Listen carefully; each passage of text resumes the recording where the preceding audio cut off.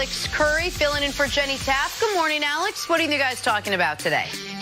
Good morning, Jenna. Well, coming up on Undisputed, are LeBron and the Lakers starting to look like an elite team? And can Deshaun Watson carry the Texans on a playoff run? Plus, Eric Dickerson and Rob Parker are in studio with us. Undisputed, coming up next. Jenna, back to you guys. All right, Alex, thanks. Have a great show.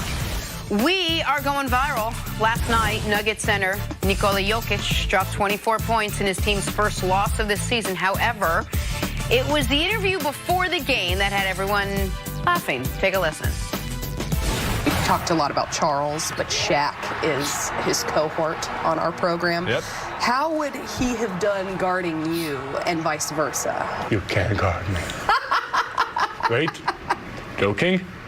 I mean, I was in, I think in New Orleans, and I was getting out to the bus before the rookie sophomore World versus USA game, and I was getting out, and he was in front of me. I had like a mountain in front of me. That,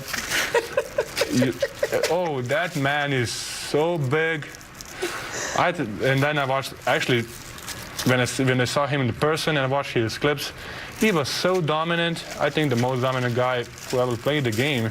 You know, he was beast right there. But he cannot guard me. But he cannot guard me. No. And by the way, he's right about that. Shaq wouldn't want nothing to do with Nikola Jokic on the defensive end. Now, on the offensive end, Shaq would have put up about 45 and 25 on him. But Jokic would have gotten him on the other end. Barbecue chicken. Well, that's what Shaq said. Shaq said, he goes, hey, Reggie, what country he from? Reggie out there stumbling. Reggie don't know. And then Ernie steps in. He's like, Serbian. He's like, barbecue Serbian chicken. That's exactly what Shaq said. And so, yeah, Shaq, not exactly known to like to be the butt of the jokes, even when it's clearly a joke. Yeah, but the joker, even though that's part of his job with Charles. Part of his then job. It's always, when he's the butt of the joke with Charles, I'll beat you up. I'll beat you up. That's why you ain't won no championships. I ain't gonna win no championships. He gonna text you mad at this, see? You don't even like these jokes. Big Shaq, matchup I'm just on kidding, Sunday. Drew Brees in the first place New Orleans Saints taking on Kirk Cousins and the first place Minnesota Vikings. A rematch of last season's NFC divisional matchup round. And unless you were living under a rock, you might remember how this one ended. My guy Case Keenum finding Stephon Diggs for that 61-yard game-winning touchdown as time expired. Little play that will forever be remembered as the Minnesota Miracle. But if you ask Drew Brees, vengeance is not on his mind. This is not a revenge game. There's not, listen, it's a different season. These are new teams, even though there's a lot of the similar personnel. It's a new season, it's a new team, it's a new mindset, so listen, it's a very good opponent that we're playing on Sunday Night Football at their place. It's a tough environment, tough place to play. We understand we're going to need our best game, our best execution to win. While I would say it's hard to get that out of your mind, Drew Brees is on pace for an unbelievable. He's just having such a fantastic year, and he's on his own right now. His sort of in his own lane, and he's broken all these records this year. Yeah, like Drew Brees, man, I just don't think we give him enough credit. Like, he's broken 2 all-time records this season. Touchdown with he's the completions mark, the yardage mark, and he's joined the 500 touchdown club. So even with all those things happening since the Minneapolis Miracle, he's been able to stay focused. So when Drew says that, hey, when I take the field, slow down the last 3 games, but I expect them with Ingram as a running back to try to bang the ball against the Vikings, because the last couple of weeks, Vikings had a hard time stopping the rush. So I believe this would be one of the best football games of the weekend. When you say Drew Brees on a record-setting pace, 77% completions, 8.5 yards per attempt, 13 touchdowns, no picks, a 122 rating. That all sounds mad. And the reason why I brought that up was because all that happened after the... So he's pretty focused on what he's trying to accomplish and moving forward. And the Saints know that Drew Brees has never said, I'm going to play till 45. Oh. The Saints went out and spent a draft pick on Teddy Bridgewater, trading for him. The Saints traded away a future first-round pick for Marcus Davenport, a guy to help them right now. The Saints know that at any time Drew Brees could say, it's been a career. Like, especially now that he's got those records. Like, so they know every game they play with Drew Brees, the quarterback, is critical importance because they also know the one time they have won a Super Bowl, you know what happened? They started that year 13-0. Home field went through New Orleans. Like, they know home field advantage is of critical importance for them. So there's a big difference between 11-5 and 13-3 for this Saints team, which is why on their end this game is so critical. The Vikings end, though, they'd like home field advantage, but they're still fighting for that division. I know we're going to talk about the Packers in a minute. Packers just one game back. They had the tie between them, so they'll play each other later in the year to see who ends up winning the head-to-head. I like the Vikings' chances this game.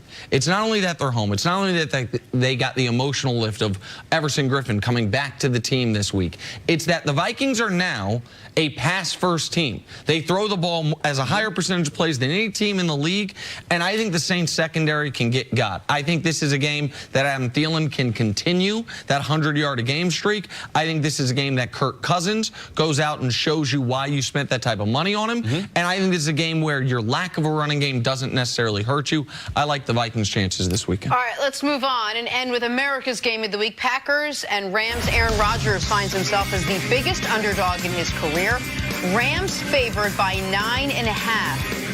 All right, CC, what do Rodgers and the Packers have to do to have any chance to beat an undefeated Rams team playing so well right now? Well, Jenna, first of all, we have the greatest player playing the game.